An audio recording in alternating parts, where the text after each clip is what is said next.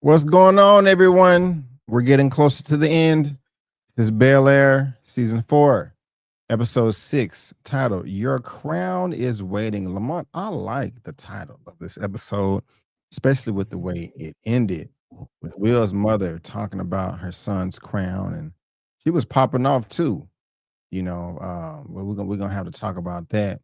I thought it was a great episode, man. This is actually probably one of the better ones. Hillary's back as well. Hillary is back, and so that's interesting. Also, I did get a little snippet of episode 7 as well, and from the little bit that I saw, she had a prominent role in that. But I'm happy with this, man. How are you feeling about episode 6? Your crown is waiting. I loved it, man, and I love how they bring back the Easter eggs of people and scenes and dances and hand claps into this new era. They do it so well, and we'll talk about someone they brought back from the old show that even though she's a little chunky, she still looks good as hell. Oh my goodness, I can't believe you said that, but it's all good. We can talk about it when we get there. Last time we were here, Lamont, one of my criticisms of the show is that they resolve issues a little too quickly. And that's kind of how I felt at the very beginning of this episode. I'm like, wait a minute, Hillary, not Hillary, but Aunt Viv is all nice and taken care of now. She's in bed. I'm expecting that she was going to be in the hospital. There's going to be blood everywhere. I didn't think it was going to be a miscarriage because, baby Nikki did exist in the original show. But I thought she was going to be all up in the bed, freaking out, Phil. What are we going to do? They got us with the money laundering, and we're going down, and we're going to lose the house, and we're going to lose the baby, and we're going to lose this, we're going to lose that. But no, she's having a nice pillow time with her family. Now, everything that I'm talking about did come back around later on in the episode, which I was surprised. But I had to note that I was a little thrown off at the beginning, but I had to kind of eat some humble pie there. How are you feeling about that? Do you agree or disagree? Am I tripping or am I knocking out home runs?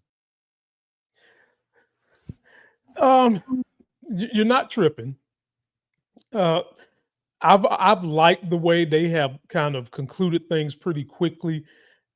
There is a tad smidgen of fast for me, but not too fast considering the way they have just written this show, the way they had things in the show that we didn't know would happen.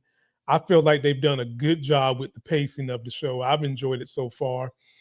And I'm not mad at the way they started this episode because I wanted to know what was going to happen with Vivian. I didn't want to wait a long time, and they gave us instant resolution. And she was more involved this particular episode, even though we was expecting her to be, like you said, in the hospital somewhere laid up, whatever. She was had a good role, man, and I enjoyed it. Right on, right on, right on. I enjoyed it too. I was just a little bamboozled, initially, but like I said, I had to, dial it back a little bit, backpedal, backpedal. Sometime in life, Lamont, when you're going through things, you just want somebody to talk to. You necessarily don't may not want advice, you just may need a venting corner. Like, hey, I have this going on in my life. I don't know if it's a fork in the road. I don't know if I should go left. I don't know if I should go right. I was excited about this, but maybe my expectations were too high. It's not panning out the way that I wanted it to. That's what Will is talking about to his mom. He's thankful for the scholarship, but I mean, he it's not what he want. It doesn't 100% fulfill his needs and desires and wants. You know, I think the mama was tripping, bro. Um, I think she got way too triggered, way too emotional. Nowhere in Will's dialogue did he say he doesn't want to go to school anymore. He just said that, he's just weighing his options. And she bit his head off. I'm done. That can bring up a wall, man, and make communication in the future much difficult. You know, how did you think about that, man? Because I think while she has a right to be concerned, of course. I don't think she handled it the right way. How do you feel? Yeah, she was too emotional about it, and by saying that, don't throw knives at me. Oh, he's saying a woman's emotional. Just the last review, I was talking about how Uncle Phil overreacted and he was too emotional. This is kind of the same exact thing. Now, I understand where all that ammunition, I understand where all that is coming from with moms, coming from a place of love, but it came out in probably a place of disdain because she feels like that she's had to scrap, she had to raise him by herself. He's super smart, and she feels like the first opportunity that comes along when you are this crunched for getting into college this year, she's like, you gotta take it. And it's not like that. He's got options. The boy can ball. He's a business mind. And we're always in our community. Some of us, like me, we complain because too many of our kids want to be like athletes, and not enough of them want to be a Wall Street top producer or that the master stock market man, the master and mom, you've got a boy that wants to do both. You got to support that. You got to find a way to encourage him to do that. I mean, what would have happened, B. Avery, if Will would have said, "Mom, I'm taking a what do you call that year kids take off for a year and just try to find themselves?" Basically, what Hillary's doing. I forgot what you call it, but Yeah, there's a term when kids skip the first year of college to just go have fun. What if he would have said that to her? She probably would have went through the phone and slapped him. yeah, Chill out, mom. He's doing the right thing. yeah, yeah. He's very resourceful as well. We're going to get to that. How do you feel about the flashback, the depiction of Will when he was a little boy? Making straight A's, not being stimulated enough. How do you feel about all that? That's honestly true because that's what they say about my daughter in school. That's what they said about her in early child care. And, for adults, the equivalent is idle time is the devil's playground. When you are bored or you're not challenged or you're sitting around in your basement, you wind up latching on to fucking incel or you start trying to be, MAGA, or you start doing things and letting your brain go places where it shouldn't. And then you wind up causing detrimental harm to yourself, to your family, and to your future. And to show that this young man was so smart that he would finish the work in class is a great parallel for what happens to a lot of our kids when society would just like to say that they're bad kids. Yeah. Right on, right on, right on. Y'all let us know what y'all think about that. I definitely want to know. Definitely want to know. Don't go too deep, but at the very beginning of the episode, we see Will, not Will, but Uncle Phil and Jeffrey. Jeffrey and Uncle Phil. First of all, clean as hell in the suits. I love the drip. Great job, guys. Great job. But it just feels like their relationship is falling apart, man. And Jeffrey is not being honest with Phil. He's like, "Hey, is there anything else I need to know?" We saw at the very end of episode 5, he called him while he was in the house with Dominique. And I'm sorry, y'all. I think the past episode I was calling her Veronica or something like that. So my bad, my bad. Lamont, if you catch that, let me know, man. In midstream, that sounds good. But what was you thinking, man? When they was conversing early on in the episode with their dapper suits, I was nervous.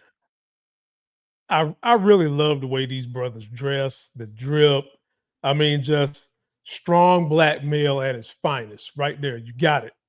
Like I said, this is one of the best minority shows on TV. Hate to see it go.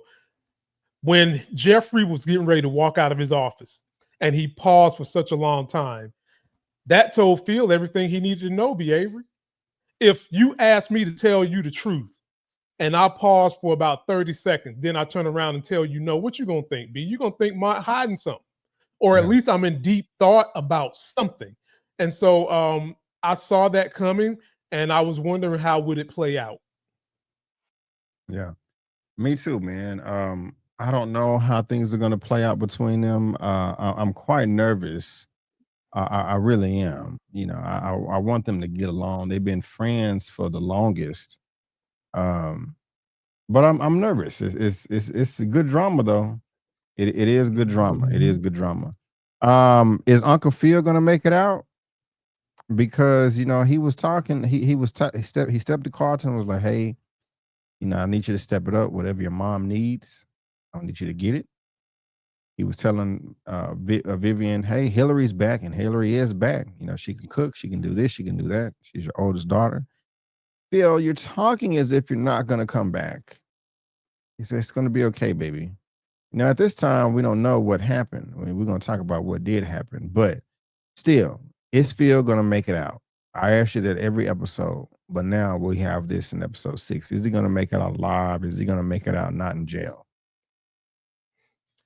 Absolutely no way they putting Uncle Phil in jail. And if they do, he's going to be out on bond. There's no way he's going to be. He will not spend a full night in jail, and I don't see him dying. The only person I could see dying in this series is either Jeffrey or Veronica. That's it. That's Dominique, it. my fault. Dominique, I'm sorry. I got you saying the wrong name too. Dominique, I'm sorry, y'all. Neek. Yeah, Neek. I think you're right, man. And I hope, hopefully, Jeffrey. I don't think Uncle Phil's gonna die or be in jail. No, yeah, but Jeffrey may die, and I don't want that to happen. It's making me nervous, man. What also making me nervous though, and this happens in real life, man. Black women, they're not taken care of in the medical field, man. This is supposed to be the high class doctor, and he's like, yeah, let me just get you some, change your fruits, get some fluids, rest. Let me get you some lotion, like Hillary said. That is bull crap. I was going to say the other word, but I'm trying to keep it clean. Lamont, I know it's much easier said than done. At one point in time, I'm just like, well, just make sure you only get a black doctor. Um, yes, like I said, much easier said than done. How did you feel about this, man? Because we know it's a truth in our community. Considering I'm recently been in a room with a person who delivered my 2 kids. We both worked in the medical field. A lot of our friends work in the medical field.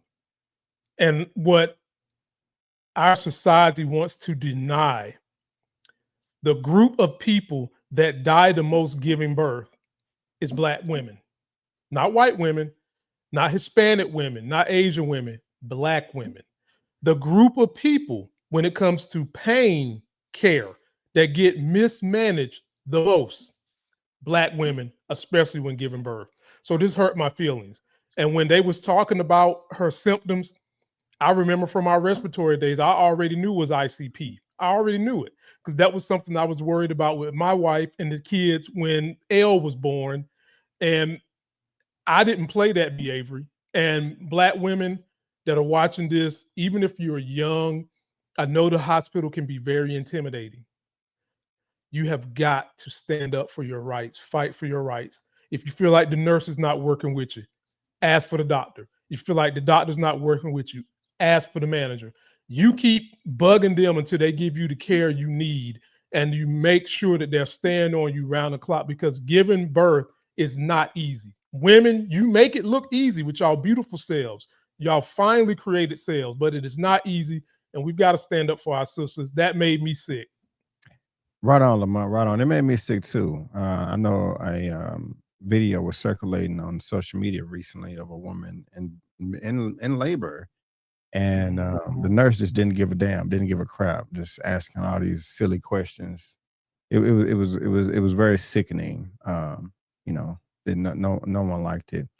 Lamont, I was about to ask you something about that, but it just slipped my mind about. Oh man, if maternity leave, women giving babies. Oh, I came back to me. Okay. Can is there can you sue a hospital or a doctor if they neglect you? So in this situation, they kept asking whether this was at the house or at a medical facility. Doc, that's not good enough. I don't like the information that you're giving me. Won't you test me this way, test me this way, test me this way? He like, no, I'm just gonna give you some lotion and I need you to drink your fluids. But then she goes and get the test somewhere else, and it's documented, it's recorded, hospital records, medical records, that this was the test that the patient needed. Can you go to court and be like, look, I asked the doctor this, and this. He said no. I went to this other doctor. They proved that this is what I needed. Since this doctor didn't list what this other doctor said, I'm suing for negligence or whatever, mistreatment. Is that a thing? Is that possible? You could attempt to bring that, and you could attempt to. Usually, how it works is if you're mismanaged, a lot of times they want to see some damage that happened, but you can certainly sue for sure. And they have a deep enough pocket that they could sue and intimidate him into settling out of court. Usually, what happens to our people be Avery women, especially in this situation, giving birth and they're treated wrong. They don't have the funds to do what they need to do. And a lot of times, these physicians and nurses, they'll look at how you pay. They'll figure out how you pay. If you're paying Medicaid, they treat you different. Yeah. They treat you like you're not bright. They treat you like you're a second class citizen. And sometimes they don't even check your insurance. They just look at you and think, "Oh, you don't know nothing," and just treat you however they want to because they don't think you know the language of the medical jargon. But what you're saying, baby, yeah, you can sue. And in this situation, they probably could sue the hell out of his pants and have him not practice medicine ever again. Yeah, man. Like you said earlier, stand up for yourself. Shout out to Hillary. She was like, "Mom, you know your body. No, don't let nobody make you feel different." You know what I'm saying? Mhm. So that's cool right there. Standing 10 toes down. Later on in the episode, she was like, "Do you feel? Are you dispassionate or whatever because you just lost your husband?" And yeah, she is, and that makes sense. I mean, her husband is going to be top one, top two, top three people that you love the most in the world, other than your mom and your daddy or your own children. So I can definitely understand where Hillary's coming from, you know.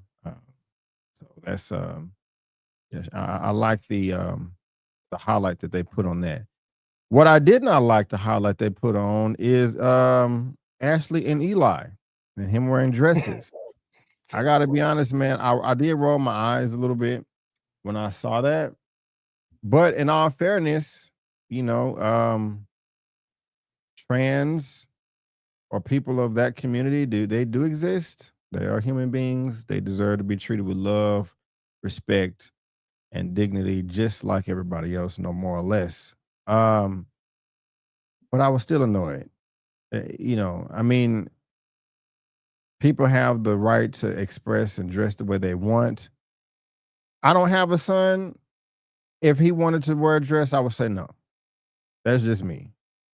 Y'all may hate me for that. You may unsubscribe, but that's just where I'm at. I'm like, no, you're not gonna. But dad, I should be able to. Yes, you should, but I'm saying no. When you get older and you're on your own, you can wear a dress, but you're not wearing a dress over here. I still love you, but no dresses. How did you feel when this came up? With Eli and him going to detention and wearing dresses. The conflict with me was more about this is a private school, and if the handbook says a male is supposed to wear this, how do they justify whether or not he's a male? Like if Well, it's he not said he written in said the he said his pronouns are he and they, and that the right, principal, whoever that man was, knows it. He's like, I'm not here to yeah. debate. I keep going. I don't know. But I mean, but even with that, still, he didn't justify what the rule book says. All he said was you're supposed to dress like a boy, and that particular character goes by both. And he was kind of dressed like both. The top was boy, the bottom was girl. Um, but I think it comes down to the rules of where you're at. And if you want to change the rules, then you need to, get your coalition together, change the rules, or lead a school. Because I am all about if you want to be a them, a he, she, it, whatever you want to be, you should be able to do that.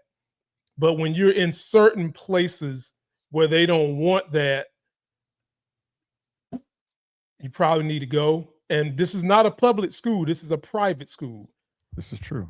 And, and they're not accepting of this just yet. And that's their bad.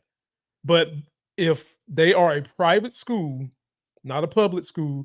They can say you need to be X, Y, and Z, but they've got to prove it that they've got it written down somewhere. And so I was torn because I want him to express himself, be who you are, Yeah. but at the same time, you got to follow the rules of wherever you're at. And it might get down to the point where he might go to public school because there you can freely express yourself. Can I put you on the spot? Yeah, yeah, Ask your personal question. You don't have to if you don't yeah. want to. Mhm. Um, would you allow baby Ronnie to wear a dress? Your baby Ellis? It, the first thing I want to say is it wouldn't bother me if Ellis came out and said he's gay. I want to say to myself it wouldn't bother me because I'm such a supporter of the LGBT community and the plight that they deal with. And I wouldn't disavow my son if he's gay. Would it be hard for me to swallow because I've been living as a heterosexual male for 45 years? Yeah, it'd be Yeah. hard to swallow. I've been raised in a way that was not deeming nice to the LGBT community, but because of who I am, I learned and understand that that type of thinking was wrong. But again, I've been raised 45 years kind of thinking of, a man should be one way for the most part, and a woman should be one way when we're talking about specific stereotypes of how you dress, how you name yourself, how you carry yourself. I want to say I would be understanding, be Avery. And I'll just say I want to say I would be understanding. I feel you. Yeah. I had to know. I know I put you on the spot, but such a Yeah, I sensitive. mean But that I'm ain't with on the you. spot. Yeah, I'm with you though, man. Like I want to be like it wouldn't bother me, but I know I like you want to wear a dress or you don't like women. Okay, I'm just being honest. Yeah. Just being honest. Still gonna love I you, but mean, he could pretend like he's from Scotland. The men wear dresses there all the time, and they wear man pocketbooks. yeah, yeah, it's quite interesting. Um, but Lamont, we was both nervous, man, with Yeah. Uncle Phil and how they was gonna handle this money laundering. Was like, damn Mhm. it, man, we don't want you to go to the dark side. We want you legit. We don't know what Right. side Jeffrey going to choose, but they pulled a banana in the tailpipe. Or Mhm. at least they got me. Will, not Will, but I keep calling Uncle Phil Will. Uncle Phil had a plan, a master plan, a grand plan. He was like, you know what? I'm just gonna be honest from the jump. Get the DNA on my side. Like, look, these people are asking me to launder money. They threaten my family. We need to record all this stuff. Now, Lamont, initially, I was thinking that they included Jeffrey in this flip, but they did not. Excuse me. We found, bro, am I jumping too far ahead? I think I am, and I apologize. But how did you feel about this reveal of Uncle Phil's plan of wanting to get caught on purpose? I thought it was brilliant. Um, that's why I say this show is so good. And to shout out to the writers, shout out to everybody on this show. You pick such a beautiful cast. You display the shades of us beautifully, and you show just how cunning and intelligent we can be. Because I didn't know how they was going to get out of this behavior. I did not see this coming, and Yeah. that's what separates this show as a prime time TV show versus a soap opera, which is what we see with a lot of other TV shows that aren't soap operas. This show is really good. That curveball was amazing. And I wanted to cheer, but I knew there were still some loopholes left. So I didn't get too happy, BA, because I still know that there was a mountain that needed to be climbed. Yeah, man. I was criticizing the show like, oh, they resolve things too easily. And I'm glad that they didn't. He told him everything. Hey, it looks like your lead checked out. He's all right. You can handle it from here. Oh, no, no, no. I need receipts. I need reports. I need documents. I need the data. I need to know this person, and who been making the deposits. I need to know that as well. If we're gonna get some concrete, I need a full confession. You ain't done yet. I need you to wear another wire, and feel like, oh no, what the crap is going on? So he is not out of the woods yet. Is he going to flip on Jeffrey as well and throw him under the bus, or just the organization ran by Dominique? This man is about to have another baby, B. Avery. I don't see how you don't throw Jeffrey under the bus unless there's Oh some. no! I don't know how you don't do it, B. Avery. How do you unless you can somehow or another get some incriminating evidence on Dominique and the organization, you're probably going to have to throw Jeffrey under the bus. I just don't see how you get around that. Hopefully, the writers got a creative way around this because everybody they know that the fans want to see Jeffrey with this family. They know we want to see that, but I'm worried in trying to see that either his family in England is going to die, he's going to die, or maybe there could be another kidnapping situation with a couple of episodes left to go.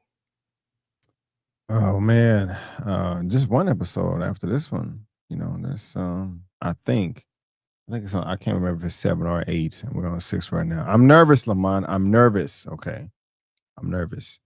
I wasn't nervous for Will though, and his plan to get to the school that he wanted to go to. This man is resourceful. He said, "I'm finna network my butt off. I'm gonna call this person that been know this person. I'm gonna call this person that used to cut this person hair, and this person got the message missions. This person got the scholarship. Da, da, da, da, da, da."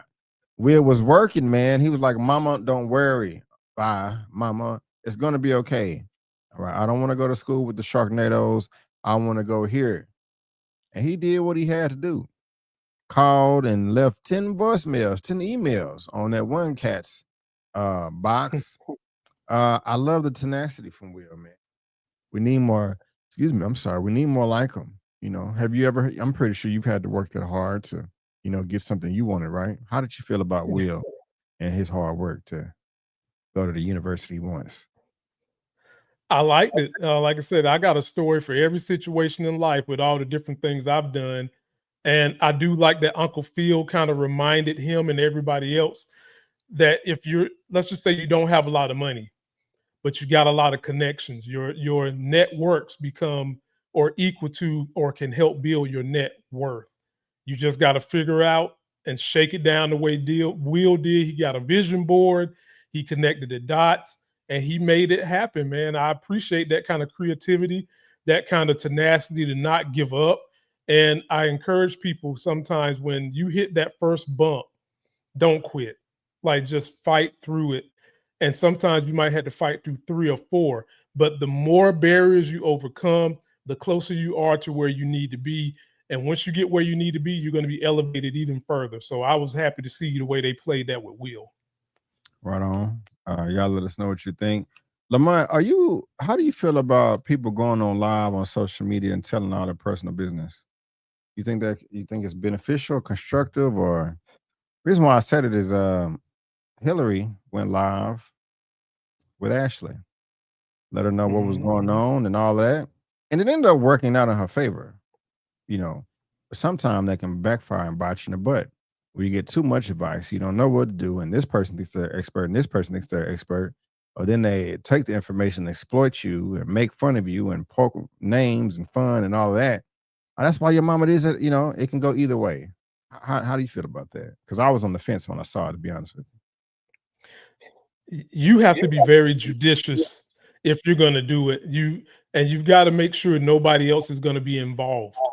You kind of got to be a one man ship because for as much people that are going to like you, you're probably going to have just as many that don't like you for no obvious reason other than they just don't like you going live and your success that they probably think you have. And you just got to be prepared for what comes with going live, airing your business out there. There might be people that want to get that business and use it against you. You got to be prepared for that. And so, you know, could be one of those do I have a right to do it? You can do it, but you also got to deal with the consequences. And I think that's how it goes. You can do what you want, but there are going to be consequences that are associated with it, and you just got to be prepared for it. you. Yeah, definitely have to be prepared for the consequences. You definitely Don't know what's going to happen. And also, we was talking about your network with Will. I just want to go back real quick. It just pays to be nice to people, just to see how they say hey and see how they doing, and treat people with dignity or respect, no matter who they are, because it paid off. With Mhm. with Will trying to talk to the admissions guy, the janitor, I was like, "Oh no, everybody just walks by me as if I don't exist." But Will actually says hello, asks how I'm doing, asks how my husband's doing. You need to hear this boy out, and then open up doors for him. So that's just a lesson right there, guys. It shows of what can happen when you are nice to people. You may not be rewarded right then and there, but 20 years down the line, you may. And I'm not saying just do the right thing, so you can get something in return. Just do the right. There's a benefit to it. Just do it because it's the right thing to do. Now, Lamont, I was not jumping too far ahead. Jeffrey and Uncle Phil was sparring, man, and the truth came out. You know, whose side are you on? Jeffrey, Uncle Phil, Uncle Phil, or Jeffrey? Golly, man, you want to put me under that red kryptonite light tonight, man. Man, I'm on Team Dad. How about that? I'm on Team Dad. And by the way, shout out to the finest TV janitor on TV, that lady that Will was speaking to. Honey, they rocked you out. Me and B. Avery said there was a reason why Will was speaking to you. And we see why now. And if I'm going to be honest with you, B. Avery, I'm probably more Team Phil. Yeah, I give you that, man. I give you that. Um, what team are y'all on, y'all? Uncle Phil or Jeffrey? Jeffrey or Uncle Phil? Um, One team that I was on a few years ago, and I still am, but you won't catch me saying it, is strong black woman. I love me a strong black woman. I remember Taraji P. Henson made some commentary a number of years ago, and just like that's a trap. You know, we're human beings. We're not superhumans. We don't have superpowers. It's a BS stereotype. That's why we don't get taken seriously for medical care anyway, because they just feel that we're superhuman. Now, when we started this recap of this episode, you said you like all the callbacks and the dances and stuff, and we did get that. Well, Tyra Banks is back. Political figure, the president of the sorority, looking good as ever. I'm pretty sure she's 50, 60 years old, but she's still fine as hell. Um, I liked the light bulb that went off in her head, man. The accountability that she took. Like, hey, I was just raised this way. And she saw the portrait that Aunt Vivian painted of her. And it was a representation of how she came across to her peers, her colleagues. And she wasn't thrilled, but based on her reaction. But I think she realized that, man, and it was eye-opening for her. I liked that scene. I did. It wasn't going anywhere for me at first, but towards the end, it was a nice little pop, nice inclusion of this episode on how black women are taught to be strong and not to relax. And it's just very important that we're all aware of that in the community. How you feeling about all that? Love that whole entire scene, man. I love the callback to the original Jackie being Tyra Banks. Tyra, you looked amazing, America's Next Top Model, and I like you with that weight, by the way. Love it Mhm, on mhm. you. I like how they did the handshake that her and Will used to do when they was in college from the original show, and that portrait behavior. I thought that portrait was fantastic, Bruh, yeah, and and I think that we all need. Michael Jackson made the song "Man in the Mirror" or "Woman in the Mirror," and each and every day you need to look in the mirror and think about the totality of what you see in that mirror. Because one thing that gets on my nerves is some people that'll get up here, watch me and you, and say, "Why are we bringing up race?" And my retort to them is, "Why don't you get up, go look in the mirror, and ask yourself, why would he bring up race?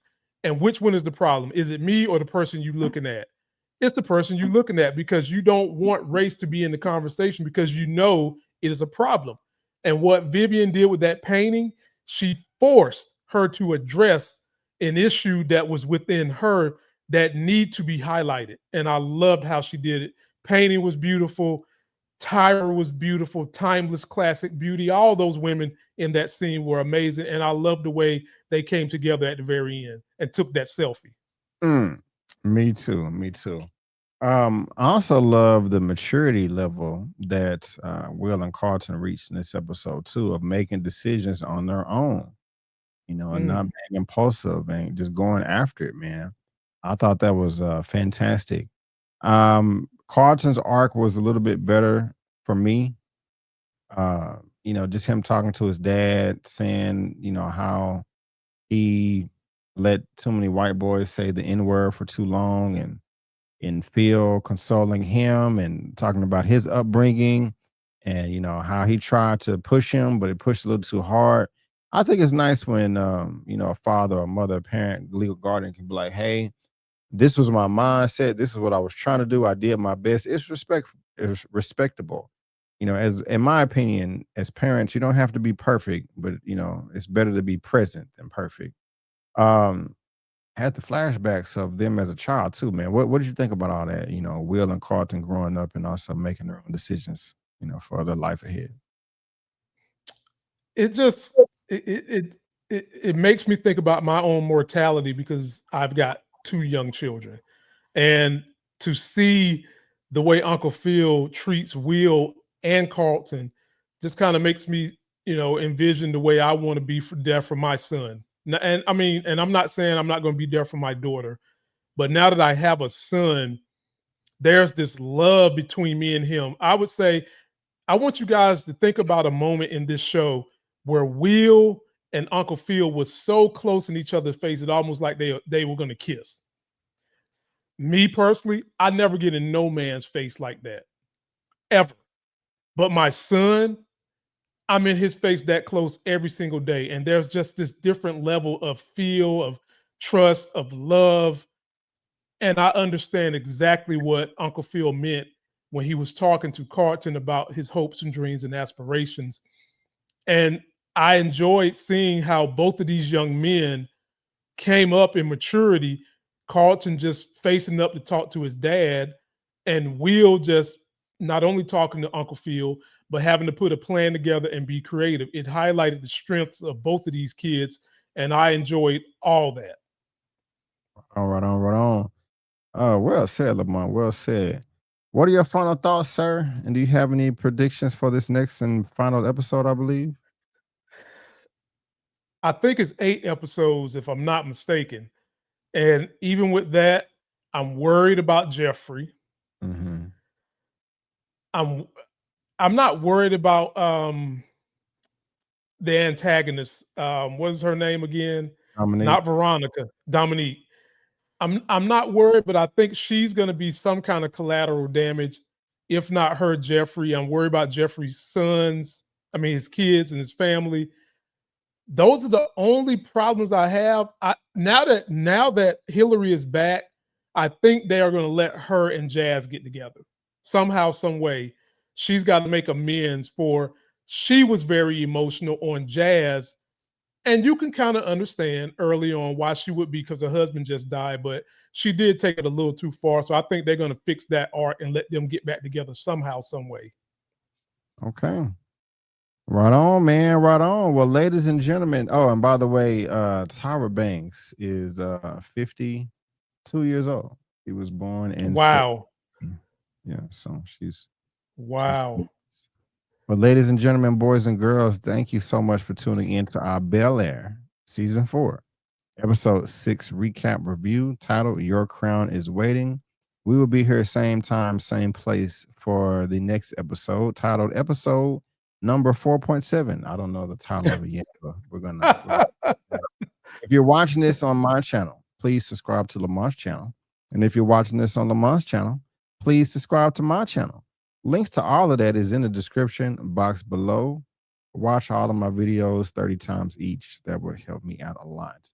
But guys, we just want to thank you again so much for tuning in. And before you go, don't forget that I'm B. Avery. That's Lamont, and that's just our opinion. Peace out, and we'll see you